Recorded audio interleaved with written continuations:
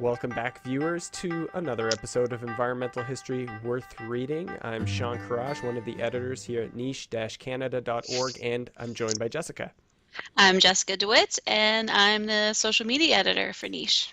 April 2017 was an Mm. excellent month for environmental history on the internet, as it usually is. And Jessica, you've picked 5 top picks of the best things you saw shared online last Mhm. month. And we begin over at the Atlantic with a strange looking creature here called a stellar sea cow.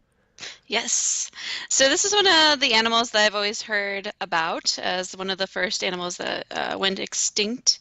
Um, but I never really knew the backstory, so that's why I found this article so interesting. So in the 18th century, when they were discovered, Hmm. um, they were only located on two small Arctic islands, and the first person to record their existence was Georg Steller, hence why they're called Steller sea cow. Oh, I thought it was just Um, because they were really stellar. Good one.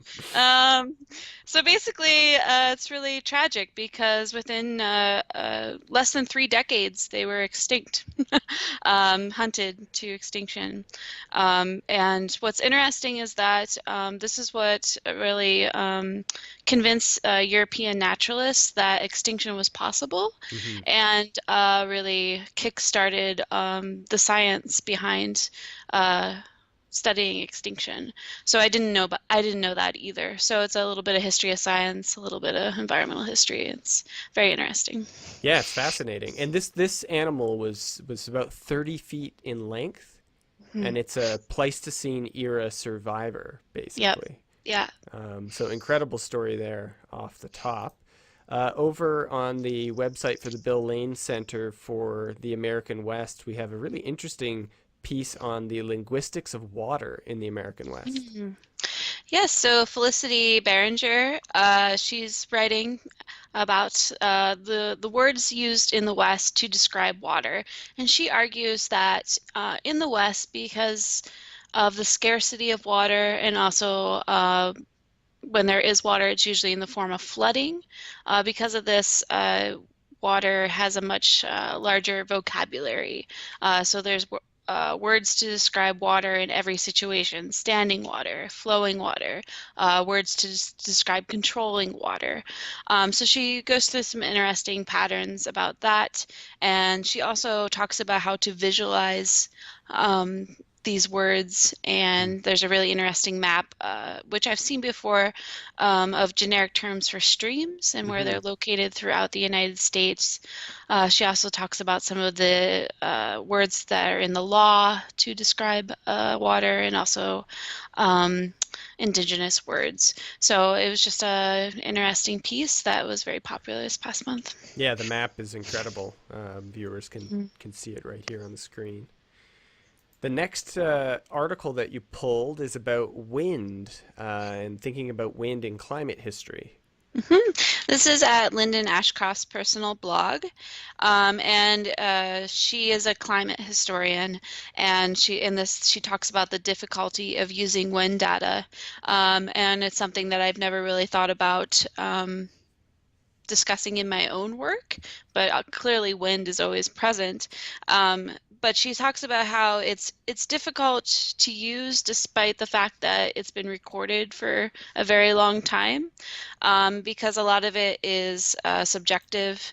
The terms that are Hmm. used to describe it, including she talks about the Beaufort scale, I believe, which is it's a 1 to 7 scale, but still pretty subjective. Right. And she talks about how it's also very sensitive because, say there's a measurement of wind by a building, in 100 years, a fence or a tree that grows could change the wind speed there dramatically, but would not be represented in the document. Hmm. So anyways, it was just some things that I've never really thought about or come across in my own research. So I thought it was very interesting.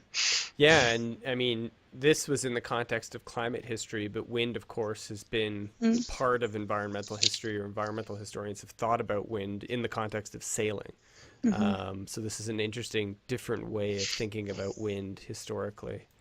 We've got some archaeologists here looking Yes. at archaeology and environmental humanities, 4 videos of presentations at a recent conference. Yes, this is at the Theoretical Archaeology Group conference in the UK in December, but they just posted the panel this past week, and it is archaeological focus, but clearly it's has some crossover appeal, and they're just questioning the separation between humanity and nature and connecting that to archaeology. So clearly something environmental historians could get behind. One of the most interesting presentations I thought was about paleoparasitology and histories of environmental justice.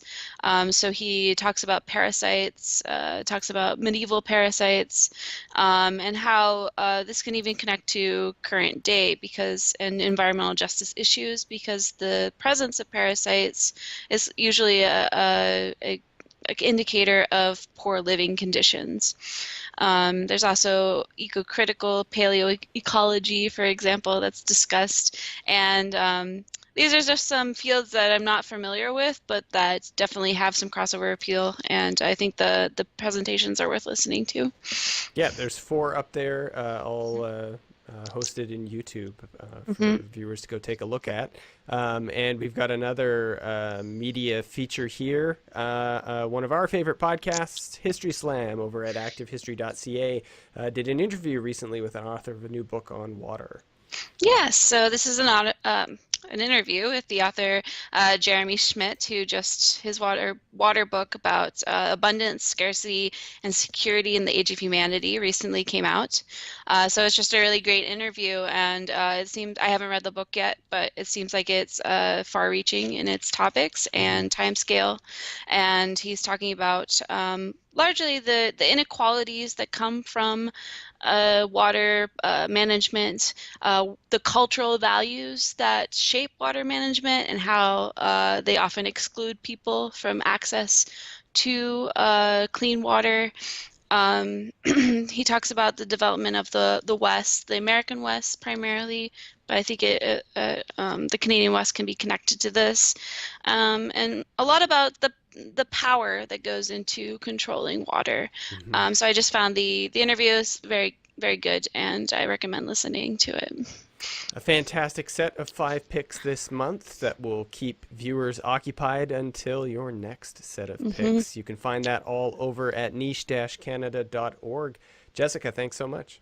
Thank you, Sean.